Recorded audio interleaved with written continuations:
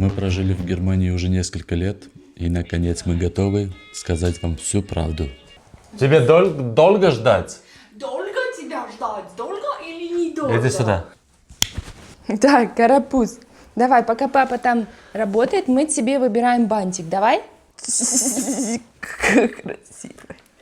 За эти слова, за эти рассказы нас могут раскритиковать. Об этом почти никто не говорит. Именно из-за этого многие и уезжают из Германии. У нас появился за все это время... Подожди, сейчас будет красиво. Будет Самантушка красивая. Хочешь так ходить или нет? О, какая ресница, Дось, покажи. Вот это у тебя ресницы, слушай, как у мамы волосы на голове. За то время, которое мы проживаем в Германии, у нас образовался список, который, можно сказать, минусы в Германии. И мы, конечно же, хотим об этом с вами поговорить, рассказать свои ощущения, что мы чувствуем, что мы тут переживаем и каково жизнь так называемая в Германии. И начнем мы с самой лайтовой проблемы. Самая лайтовая проблема, наверное, в Германии. Многие писали нам неоднократно, что найдите себе работу и работайте. Я для этих людей специально вещаю, мы работаем. Это все у нас работа официальная. У нас тут открыто. Будь здорова. Правда. Для тех, кто не понимает немецкий язык, ИП. ИП, индивидуальный предприниматель, ЧП, частный предприниматель. На немецком, я знаю, это Gewerbe называется. Мы платим налоги. То есть государство нам дало такую возможность открыть свой бизнес, так называемый. И самый тяжелый пункт в Германии – это открыть бизнес. Да, это очень тяжело, тут столько бумажек нужно заполнить, вы просто себе не представляете. Расскажу всю историю по своему опыту. Вот когда заработок нужно было декларировать, чтобы платить, соответственно, налоги, я не знал, куда обращаться, что делать, как эту проблему решать. И информацию, которую я находил, для меня было тяжело понять, потому что все на немецком языке, во-первых, было. Во-вторых, было такое большое количество, такой объем, что я вам отвечаю, человек, который не занимался бухгалтерией, и человек, который хочет заниматься бизнесом и никогда не имел дела ни с какими документами, это будет просто невозможно. Я один бы не справился с этим. У меня появились знакомые, которые помогли мне заполнить необходимые документы, чтобы я начал это дело. И самый необходимый человек, который будет помогать вам, это налоговый инспектор. Я, наверное, 99% уверен, что без налогового инспектора у вас ничего не получится, потому что разбираться каждая фраза, что это из себя представляет, как это заполнить, чтобы не ошибиться и тому подобные вопросы, наверное, будут очень много. И, соответственно, мы, исходя из нашего опыта, говорим, что тут начать бизнес это очень тяжело. Вместо того, чтобы заниматься своим делом, я просыпаюсь каждый день, решаю вопросы, как заполнить очередной документ, смогу ли я этот документ самостоятельно заполнить, или мне будет помощь какого-то адвоката, или страхового агента, или налогового инспектора. И столько вот этих вопросов у меня ежедневно появляется, что я себя чувствую каким-то бумажной папкой. Вот так реально могу сказать. Потому что... Ой, не надо дать. На, Самантик, смотри носочки. Давай одень носочки, пожалуйста. Сама оденешь носочки? И исходя из этих задач, которые я решаю, я не жалуюсь, что мне тяжело решать. Просто я эти задачи решаю, и я забываю о своей основной работе. И то, что ты забываешь, на это уже остается очень мало времени. Но забываю я в том смысле говорю, что я не могу уделить время после того, как я проснулся, заполнил все необходимые документы, приступил к своей работе. Я забываю, я не могу сосредоточиться и придумать что-то, чтобы сделать. Моя же работа связана с креативностью. Это не так, как ты на механизме берешь документ, заполняешь, ты уже знаешь, где что нужно заполнить. Если ты не знаешь, где что заполнить, ты читаешь в интернете информацию. У нас совсем другая работа. У нас творчество так называемое. Ты придумываешь все от начала до конца. От названия ролика, от структуры ролика, от обложки и все, что там происходит. Поэтому я вот скажу, что тут бизнес вести это очень тяжело. Одному. Тебе понадобится реально команда, чтобы это сразу сделать. причем. Да, прям в начале, чтобы... Молодец! Какая красивая, какая А ну ты еще красивая. раз покажи, какая красивая.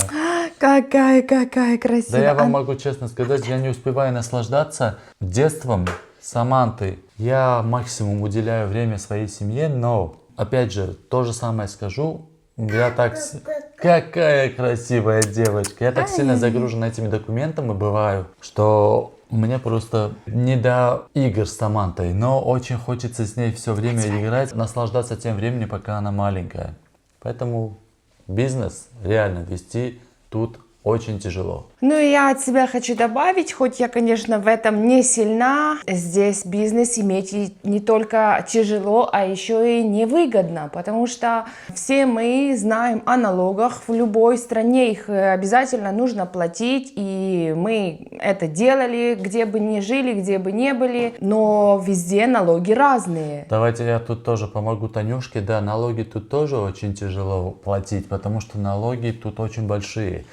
Приблизительно скажу, когда ты переступаешь свой порог заработка, например, вам точные цифры не скажу, потому что нужно проверить и сказать, если у вас заработок в год больше 30 тысяч евро, то вы должны заплатить налоги где-то приблизительно 50%. Это получается у вас остается 15 тысяч. И если вот эти 15 тысяч раскинуть на каждый месяц, у вас получается где-то 1500. Я очень грубый счет делаю. И за эти, даже не 1500, там получается 1100, 1200. И за эти 1100, 1200 прожить не вариант. Поэтому получается у вас должен быть заработок гораздо больше. Где-то 70 тысяч евро в год, чтобы вы смогли обеспечить свою семью за счет своего бизнеса. Это когда у вас в наличии 3 человека в семье. В общем и целом, налоги очень большие. Это еще один большой минус, чтобы вести бизнес в Германии. Вот так. Да. Ножкой делаешь. Круть вверх. Да, вкусно? Вкусно, моя принцесска? У тебя пикничок? Ням-ням. Пикничок у нас. Сиди, кушаем, сиди. Да, там телефон. Там телефон снимает нас, все хорошо, сиди. Свобода и безопасность имеют обратную сторону. Вот мне тут пугает, например, воскресенье. Грубый пример. Нам не нравится, что ничего не работает. Это как-то, очень сильно. Саманта, накушай. И хочется в воскресенье вот куда-то выйти, а не сидеть дома и отдыхать. Как вариант. Я понимаю все, что люди там имеют право на отдых, на один нерабочий день и все остальное. Но поверьте, это сильно, очень сильно, когда ты не имеешь просто возможности ничего сделать. Ты должен просто сидеть дома, ни музыки, никаких громких инструментов, никаких громких типа стирка, уборка, ничего, отдыхай. Саманта? Да. Когда слишком спокойно, это уже чересчур.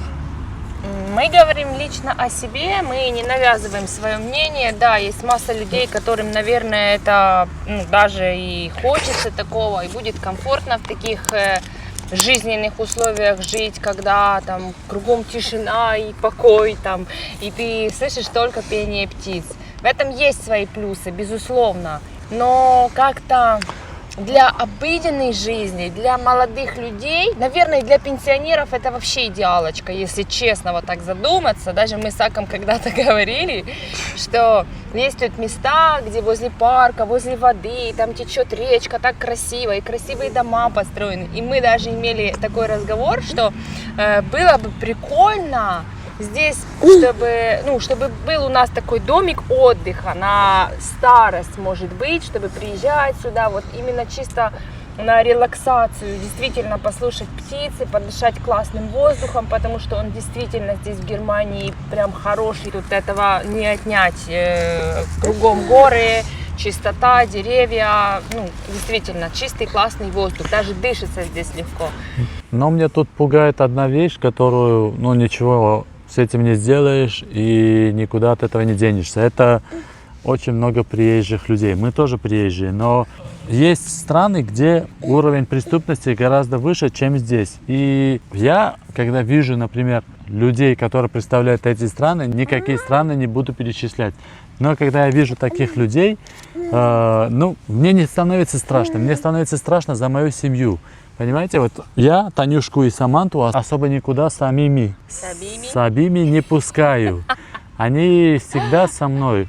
И если они куда-то идут, постоянно под моей контролью. Плюс к этому я не могу расслабиться, даже когда я с ними гуляю. Мы сейчас вот вышли прогуляться. У нас так называемый пикник, но я все равно, ну так скажем, на стреме. Я не могу полностью там лечь, расслабиться, даже заснуть. Потому что спокойствие спокойствием, но все равно это для меня не такое спокойствие, какое хотелось бы. Ну, конечно, если сравнивать вообще, раньше Германия считалась очень безопасной страной, это правда. И я более чем уверена, что здесь было действительно безопасно, и тишина, и покой, и порядок, и закон, и все это сугубо так четко исполнялось и придерживалось. Но сейчас действительно с прибытием нас здесь стал такой прям разношерстный контингент, и иногда даже в каком-то магазине чуть-чуть стрёмно, ты стоишь на кассах, а что-то где-то кому-то, если не понравится, они прям смотрят на тебя не так. Это, конечно, везде может быть, безусловно, но мы говорим именно о Германии, о том, что мы видим и с чем мы сталкиваемся. И то, что нам здесь не нравится. Да, именно нам. Мы не навязываем никому свое Это мнение, чисто наше мнение. которым мы делимся на чисто нашем канале. И имеем на это полное право, потому что это наше детище, наш канал и наше видение, его ведения. Еще я, кстати, хочу сказать, если сравнить, допустим, с Арменией, не буду сейчас сравнивать со своей страной, потому что, ну, это вообще неуместно, к сожалению. Сравню с Арменией, так как мы тоже там достаточно времени прожили, и я эту страну тоже люблю как свою. И вот если сравнивать на сегодняшний день Армению и Германию, то я прям на 100% могу заявить, что мне там намного было безопаснее, чем здесь. Давай, ладно, я сейчас скажу еще один пример, я вспомнил по поводу транспорта тут. Общественный транспорт, который не в городе ездит, а общественный транспорт из города в город ездит, поезда. В поездах особо мне бывает, понятным языком говорю, стрёмно, потому что там вообще Разный контингент. разные. Да? И всегда бывает так, что там, банана хочешь, да? Там всегда самые опасные тусуются. Не знаю, с чем это связано, но так получается. И я... Ну не тусуются, они просто ездят вот этим общественным транспортом. Тусуются, это я так называю. Они ездят туда-сюда, не знаю, чем заняться, и Ну что, может, бродят, они на какие-то мутят свои что-то. там тусовки ездят по делу. Почему ты думаешь, что они не знают, чем заняться? Может быть, знают, чем Короче, заняться, но это мне стрёмно. Я не хочу и не пущу Саманту и Танюшу одним куда-то ездить.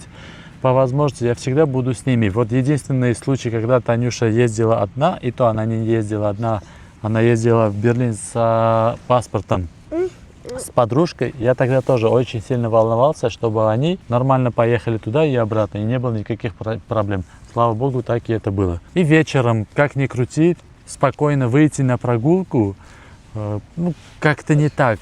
Тут, вот если речь пошла об Армении, ну я не представляю такого явления, чтобы мы Саманту пустили самой сходить в магазин, что-то купить. Это сколько ей лет должно быть, чтобы мы ей это позволили.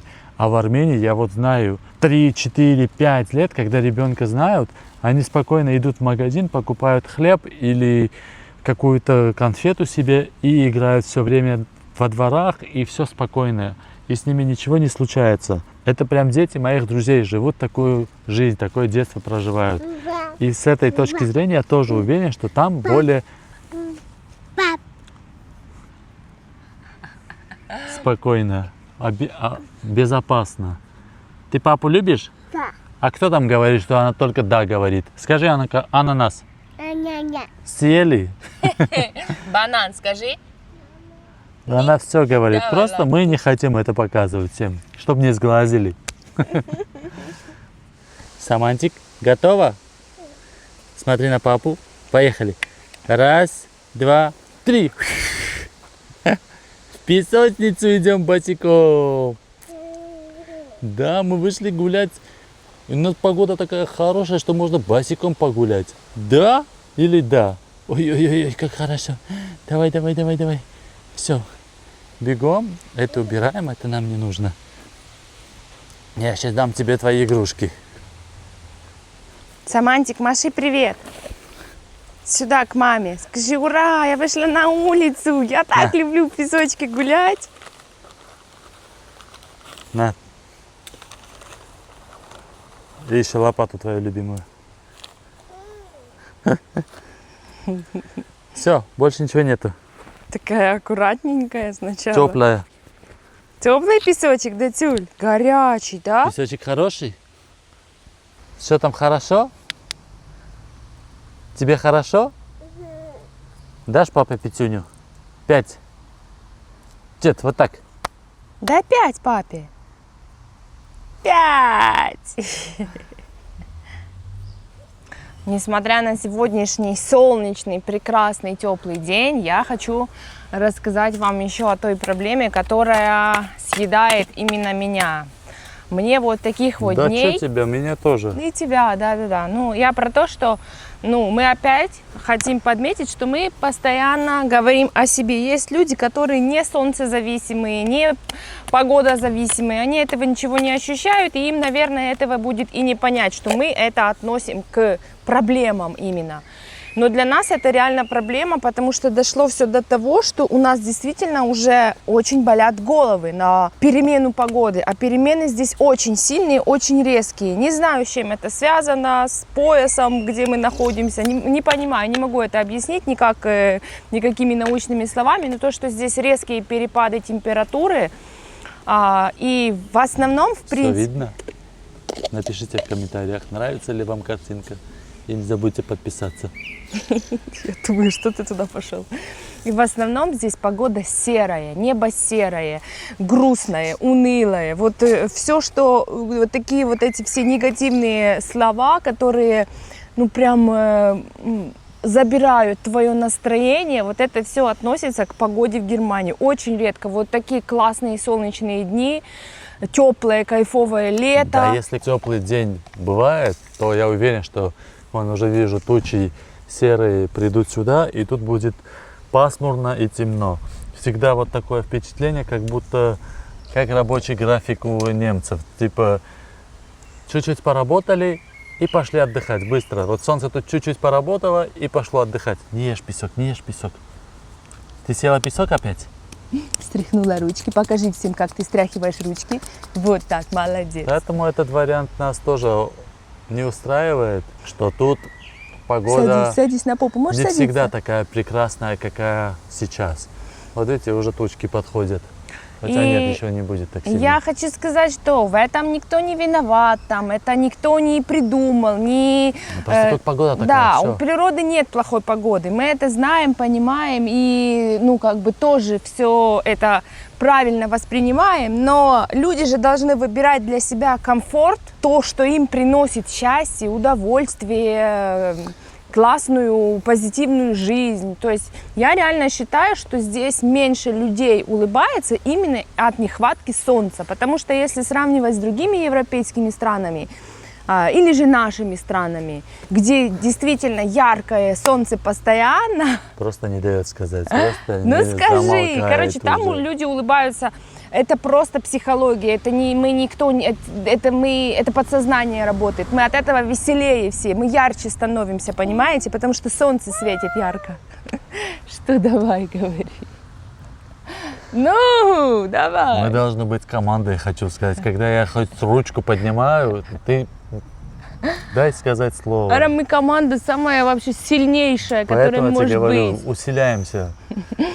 Если я собьюсь, ты же знаешь мою память. Я уже потом не вспомню, что я Так говорила. ты уже не помнишь, о чем ты говорил. Ты начинаешь с одного, ты уже не знаю, куда дошла. Ты уже в других странах. Там про солнце я говорила. А в следующем выпуске мы вам расскажем самые большие плюсы, которые мы заметили в Германии. Поэтому, еще раз говорю, подпишись. Следующие выпуски будут лучше, интереснее, вкуснее. Солнце? А ну-ка не ешь песочек, любимая, ты что? Ну что это за хулиганчик приходит, вселяется в Самантика? Нет. Ты песочек не кушаешь, Ара? Она хочет поцелуйчики делать, мне кажется. и Да поэтому- нет, она прям знает, что там песочек и хочет на вкус. Ей это интересно, понимаешь? Ну ешь песок, пусть кушает, что мне сделать? Пусть покушает, потом уже не будет. Ты будешь есть песочек? Да? Кучеряш, Ага, все съела? как тебя дед называет? Кругленька. Ты кругленька, да? Скажи, дед Володька, я не кругленька, я кучерява. По поводу погоды я полностью соглашусь, не могу не согласиться, потому что я это ощущаю на себя. Я всю жизнь отталкивался от этого, что я не метеозависим. Я говорил, что это на меня не влияет. Я никак не связан с этим. Я избранный, могу так сказать. Но с возрастом все-таки, как ни крути, 50 на носу. да, 55 на носу, и я осознал, я почувствовал на себе, что я метеозависим. И я принимаю себя таким, какой я есть. И я осознаю... Самантик, смотри, там жучок. Нет, не надо было ей показывать, она сейчас будет к нему лезть. Ты видишь, вот жучок, давай посмотрим жучка, идем. Смотри, вон Он жучок. перевернулся на спинку, его надо спасти. Она не тронет, я тебе отвечаю, она у нас Тронет, бояка. еще как. Смотри, жучок, вот.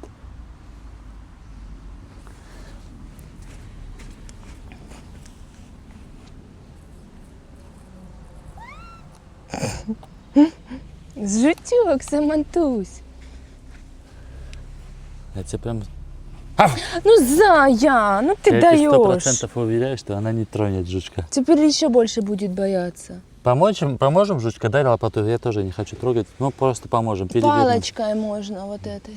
Что лопата будет Да, дезинфицирована. потому что если Это там мы какие-то помогли, Жучка? микробы... Жучок сейчас пойдет и потом полетит. Папа, спас жучка! А как ты мух из дома выгоняешь? Покажи.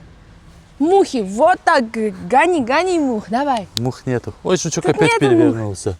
Жучок какой-то пьяный. Нет, он просто в песке, ему сложно. Его надо на землю вынести. Возьми его на палочку. Давай, Говорит, ты держись. что, не спасал жучков? Нет. Сейчас он словится. Все, вот смотри, миссия спасти жучка. Папа спас жучка, ура, Самантулик. Сейчас жучок ушел гулять. Все, он там по земле себе пойдет. А так реально так классно, вот когда вот можно босиком походить по песку, понаслаждаться всем этим, что есть. Мгм. Хочешь в песок упасть?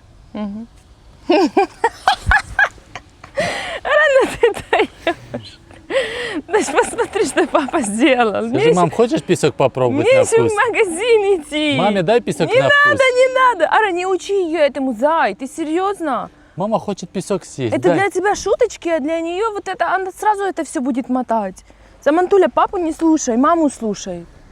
Дай, Тём. Ешь песок, мам. Ты папу любишь? Ну. Все, уже Ну все что, села в песок, Дай ничего маме не Тём. случится, в магазин должна идти. В магазине, поверь, вообще не заметит, что ты в песочке или без. Тебя люблю. Даже оценят то, что ты в песочке пошла в магазин. Кноп. Папа приколист твой, да? Самый большой минус в Германии находится не в Германии.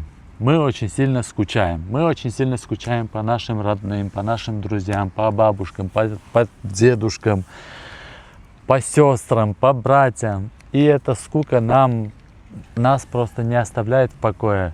Мы живем здесь, но вот тут в голове мы все время там. Мы тут не можем полностью расслабиться, мы тут не можем полностью отдаться этой, так скажем, чудесной жизни. Зрители наши, которые честны перед собой, они не дадут нам соврать, потому что очень много нам пишут в комментах, что реально там люди по 30 лет здесь проживают, и ну, нет у них ощущения дома, они не понаходили таких прям настоящих друзей, которые есть там, нету такого соседского какого-то дружбы между соседями, то есть тут никогда не будет, что ты пойдешь попросить соль там, ну, и что угодно. Нет, соседство это совсем другой уровень. Может быть, есть у них между собой, но мы пока что за 2,5 года, проживая в одной и той же комнате, даже соседей нормально не знаем. Ну, мы единственные начали с ними всеми здороваться, и потом уже все подключились, и ну, грубо говоря, начали здороваться. Ну, а так, типа, какого-то душевного тепла, вот тут не мы одни. Ты хочешь открыть тебе? Не мы одни не можем здесь найти, а это прям проблема поколений. И плюс ко всему, то, что очень важно, Саманта здесь одна. Вот реально одна, прям одна. Могу прям сейчас вам доказать это. Зайдите в описание, там есть ссылочки на наши остальные социальные сети. Зайдите в эти социальные сети и посмотрите просто, что мы снимаем. Саманта все время одна играет. Нету никаких друзей, нету никаких знакомых. Да, есть единицы, но раз в неделю, раз в 2 недели общаться с каким-то ребенком другим, это нормально? Ну, ненормально. Вот сами смотрите, парк прекрасный, ничего не скажешь, классный, зелень, птички поют, свежий воздух. Прям все, что нужно. Но где дети? Дети есть, но дети почему-то не играют между собой, вот не кучкуются, не... Вот мы сейчас были Нету в бассейне. детства. Нету детства какого-то, реально. Как Мы нашего были в детства. басике. И Самантик, мы взяли Самантику мячик, потому что мы были в прошлый раз, и она видела у детей мячик и хотела этот мячик. И к ней подплывает мальчик, и мячик просто забирает и уплывает. То есть, а мальчик старший, ну годика 3 точно. У мальчика нету такого. Потом он этот мячик отдал Самантику, и мы типа ему кидаем, чтобы с ним поиграть. Контакт какой-то чтобы создать. был контакт. Она очень хочет к детям, она прям тянется, у нее эти глазки горят. Пап, открой ей Что? вот эту. Я ей все хочу черешню дать, а она не хочет. Ну, в общем, почему-то вот детки, мы, опять же, это наше мнение, они прям с детства растут какими-то одинокими. Ну, Типа- даже если не одинокими или одинокими, не хотим еще говорить об этом. Я хочу, чтобы вы правильно поняли. Мы очень хотим, чтобы Саманта имела друзей, Саманта имела детство настоящее. И ей было кайфово. Ты хочешь всё Она высыпать? наслаждалась всем этим. Открывай. Мы очень рады и счастливы, что мы втроем. Об этом не может быть никакой речи. Но хочется дать ей еще чуть больше. И почему-то мы понимаем, что то детство, которое было у нас, для нее такое же детство создать, сделать будет лучше. Будет сложно, а не будет лучше. Будет сложнее. Именно в Германии. Смотри, это чудо все понадкусывало. Да, вот тут своими смотри. зубиками Вот просто. это пооткусывала, вот это. Просто хотела попробовать найти лучше. Ай, ты, маленькая хулиганишка. На этом сегодняшний наш эфир заканчиваем, друзья. Спасибо, что досмотрели. Вы были на канале Сириканян Family. Маленькая Сириканян, средняя Сириканян и старый Сириканян. Увидимся, друзья. Пока-пока. Пока делай. Пока, дочь. Самантик, поцелуй. Воздушный. Туда. Да, да. Да, любимая наша. Пока-пока.